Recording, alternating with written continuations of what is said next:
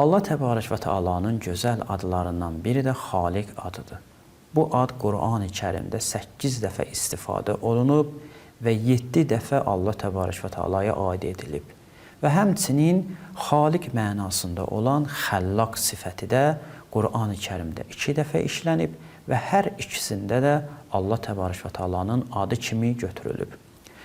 Bu sifətin, yəni Xaliq sifətinin mənası lüğətdə, yəni ölçmək və xüsusi formada, dəqiq formada ölçən deməkdir. Yəni ismi faildir bildiyiniz kimi.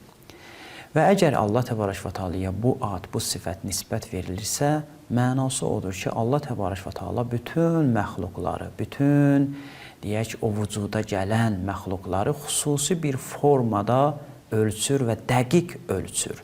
Ola bilər bunu xəlq eləsin və hətta ola bilər bunu xəlq etməsin. Elə ona görə də buyururlar ki, sani' sifəti varlıqları yoxluqlardan vücuda gətirməkdir.